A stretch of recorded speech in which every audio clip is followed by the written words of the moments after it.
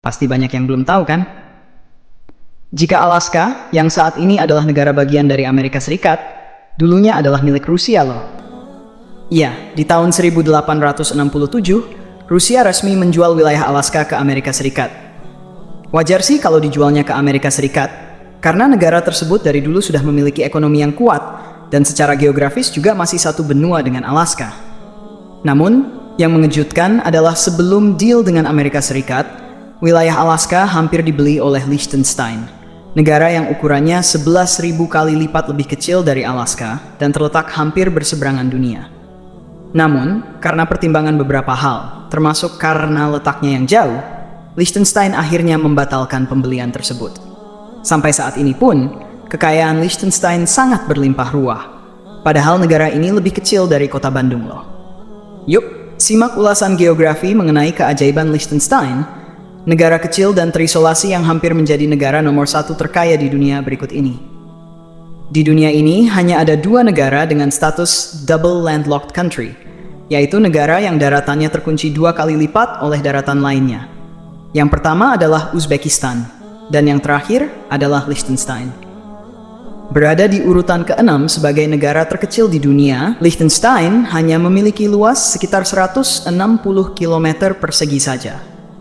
Memiliki nama resmi Kepangeranan Liechtenstein, negara ini terletak di lembah Rhin bagian atas di pegunungan Alpen, Eropa.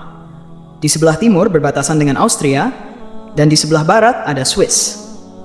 Di sebelah barat ini juga ada Sungai Rhin yang membentuk perbatasan alami Liechtenstein.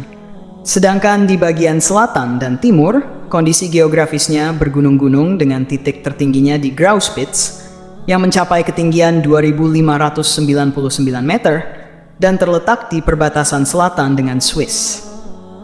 Tepat di sebelah utara, kamu bisa menemukan danau terbesar dan satu-satunya di negara ini. Danau ini juga memiliki kedalaman hanya 6 meter dan terbentuk secara alami pada tahun 1927 akibat banjir Sungai Rhin dengan erosi yang sangat besar. Jika diukur dari selatan ke utara, negara ini memiliki panjang sekitar 25 km dan lebar hanya 9,4 km saja. Liechtenstein memiliki iklim kontinental dengan musim dingin yang bersalju dan musim panas yang hangat serta lembab. Di musim dingin, suhu jarang turun di bawah 0 derajat Celcius, sedangkan di musim panas suhu rata-rata berkisar antara 20 hingga 28 derajat Celcius. Dilansir dari World Population Review, populasi Liechtenstein di tahun 2023 mencapai 39.512 jiwa. Negara ini memiliki penduduk asli yang disebut Liechtensteiner, yang mencapai 30%, sedangkan sisanya terdiri dari orang asing seperti Jerman, Austria, Swiss, dan Italia. Bahasa Jerman menjadi bahasa resmi di Liechtenstein. Namun, dialek yang digunakan sangat berbeda dengan bahasa Jerman umumnya. Liechtenstein terbagi menjadi 11 kota, dengan kota Vaduz sebagai ibu kotanya. Kebanyakan wilayah kota-kota ini memiliki eksklavenya sendiri, seperti yang bisa kamu lihat di peta ini. Uniknya, Kepangeranan Liechtenstein tidak memiliki bandara, apalagi pelabuhan laut. Namun, Liechtenstein memiliki heliport di Balzers yang terlihat seperti sebuah wahana. Selain itu, Liechtenstein juga hanya memiliki 4 stasiun kereta api yang dioperasikan oleh sistem federal kereta api Austria dan hanya melayani pada jam sibuk hari kerja. Liechtenstein pada dasarnya adalah wilayah terakhir dari Kekaisaran Romawi Suci yang tidak pernah benar-benar bergabung dengan negara lain, sebagian karena tidak ada yang peduli dengan negara ini. Liechtenstein adalah wilayah yang kecil dan medan yang bergunung-gunung.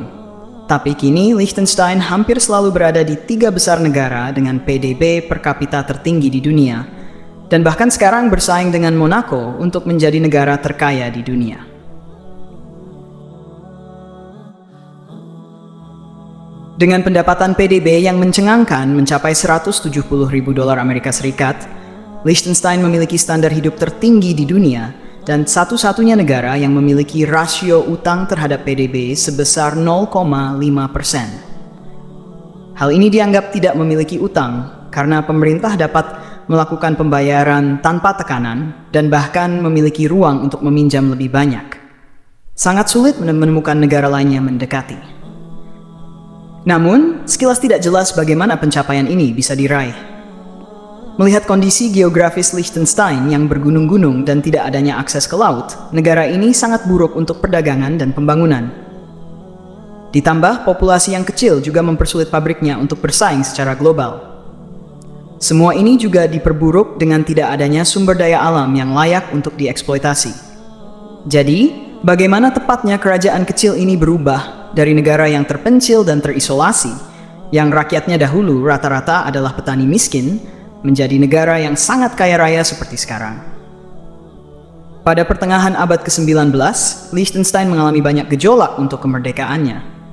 Meskipun Kekaisaran Romawi telah runtuh, disusul jatuhnya Konfederasi Rin, dan kemudian pembentukan negara bersatu Jerman, Liechtenstein tetap tak tersentuh. Alasannya sangat klasik, yakni wilayah Liechtenstein tidak cukup menarik perhatian untuk dikuasai. Bahkan, keluarga penguasa Liechtenstein tidak pernah mengunjungi negara tersebut sampai tahun 1842, sekitar 123 tahun setelah memperoleh tanah sebagai sarana untuk mendapatkan hak suara di Kekaisaran Romawi. Terlepas dari kemerdekaannya, Liechtenstein terlalu kecil untuk bertahan hidup sendiri. Oleh karenanya, negara ini mengadakan serikat pabean dengan Kekaisaran Austria-Hungaria. Mereka sangat bergantung kepada kekaisaran tersebut untuk memenuhi kebutuhan pangan dan pasokan penting lainnya. Namun, hal ini justru memiliki keuntungan lain bagi Liechtenstein yang berhasil memikat produsen tekstil di Swiss untuk mendirikan pabrik di sana, menandai awal industrialisasi di negara ini. Namun, kemajuan industri ini sangat lambat karena kondisi geografis Liechtenstein yang keras, yang berimbas pada mahalnya harga barang-barang. Keadaan semakin buruk dengan pecahnya Perang Dunia Pertama, yang mengakibatkan terputusnya pasokan makanan dari Kekaisaran Austria-Hungaria yang sedang terlibat perang. Meskipun Liechtenstein mengambil sikap netral dalam Perang Dunia Pertama, negara ini yang disatukan dengan kekuatan pusat harus tunduk pada embargo ekonomi yang keras yang diterapkan oleh kekuatan sekutu. Hasil Perang Dunia Pertama adalah kekalahan Blok Sentral yang menyebabkan Kekaisaran Austria-Hungaria dibubarkan. Hal ini otomatis mengakhiri kerjasama antara Liechtenstein dan kekaisaran tersebut. Ditambah lagi, perusahaan tekstil dari Swiss juga ikut angkat kaki dari negara ini. Akhirnya, Liechtenstein dibebani utang yang sangat besar dari pembayaran impor makanan dari Swiss. Sudah miskin sebelum perang, setelahnya pun semakin miskin. Karena tidak dapat hidup mandiri secara ekonomi, Liechtenstein berhasil masuk ke dalam serikat pabean dengan Swiss. Hal yang sama terjadi sebelumnya dengan Kekaisaran Austria-Hungaria. Mungkin pada saat itu Swiss berpikir tidak masalah menolong negara kecil tetangganya, yang pada akhirnya juga sama saja dengan mengamankan penyangga negaranya. Meskipun pengaruhnya kecil terhadap Swiss, dampaknya bagi Liechtenstein sangat besar. Hal ini melekat pada perekonomian Liechtenstein yang berbasis pada franc Swiss, yang memiliki nilai stabil dan menjadi mata uang nasional. Kondisi semakin membaik seiring Pangeran Johan Tua menjual banyak harta berharga keluarga kerajaan untuk melunasi utang negara. Namun Liechtenstein masih menghadapi hambatan yang sama untuk berkembang. Kekurangan uang, pengetahuan teknis, dan populasi yang sedikit menghambat industrialisasi dengan cara yang sama seperti Swiss. Yang dibutuhkan adalah investor asing. Namun dengan kondisi geografis yang buruk dan kurangnya inisiatif nyata, negara ini terbukti tidak menarik bagi investor. Hal ini mendorong kebijakan baru yang radikal. Seiring dengan hadirnya konstitusi baru yang memberikan warga negara lebih banyak kekuatan politik, pajak dipotong hingga ke tingkat yang nyaris dapat diabaikan. Selain itu, dua undang-undang lainnya memungkinkan kebebasan yang belum pernah terjadi sebelumnya, serta memberikan perlindungan untuk mendirikan dan mengelola perusahaan. Semua ini dirancang untuk memberikan investor berbagai instrumen seluas mungkin, guna menyalurkan uang mereka ke pengaturan yang menguntungkan pajak, termasuk perusahaan domisili liar, yaitu perusahaan yang terdaftar di Liechtenstein, tetapi tidak memiliki aktivitas bisnis nyata di negara tersebut.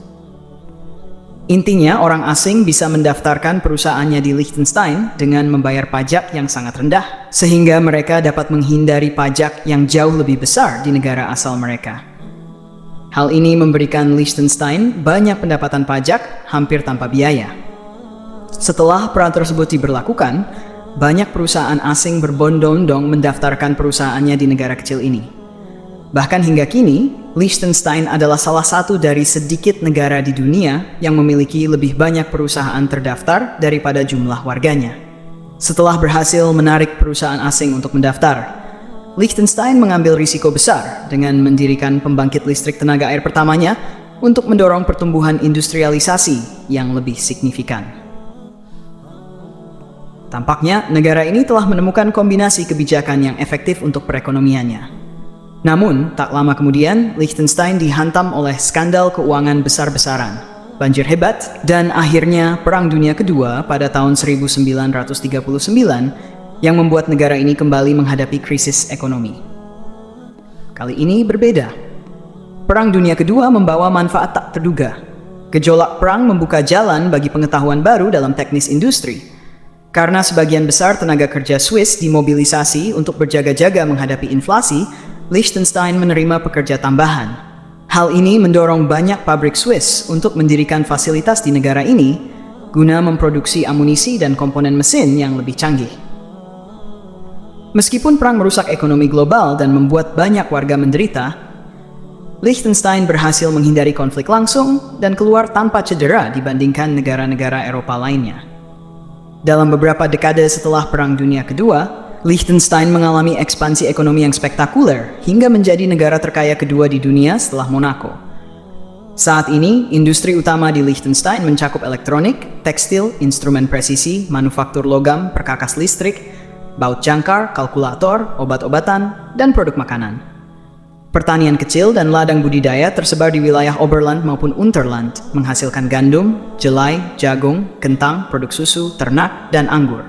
Ukuran wilayah membantu menjelaskan bagaimana negara terkecil keempat di Eropa dan keenam di dunia ini mampu mencapai kekayaan rata-rata $170.000 Amerika Serikat per orang per tahun, yang 164 kali lebih besar daripada rata-rata orang Haiti dan 682 kali lebih besar daripada rata-rata orang termiskin di dunia.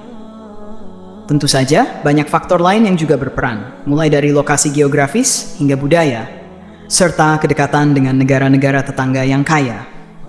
Namun, luas wilayah menunjukkan sedikit korelasi dengan kepadatan penduduk dan produk domestik bruto per kapita.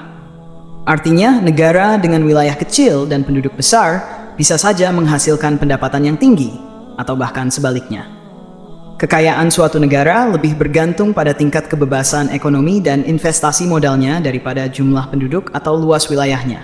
Seperti yang telah kita lihat berkali-kali, orang yang bebas jauh lebih produktif dan sejahtera daripada orang yang tidak bebas. Kepemilikan pribadi, pemerintahan kecil, pajak rendah, dan kewirausahaan adalah formula yang andal untuk mencapai kemakmuran. Liechtenstein memiliki semua faktor tersebut dengan berlimpah. Dengan kata lain, kaya atau miskinnya suatu bangsa tidak tergantung pada luas tanah atau sumber daya alam yang mereka miliki. Han said blender kilit bami lunar since all same views among Mangsis.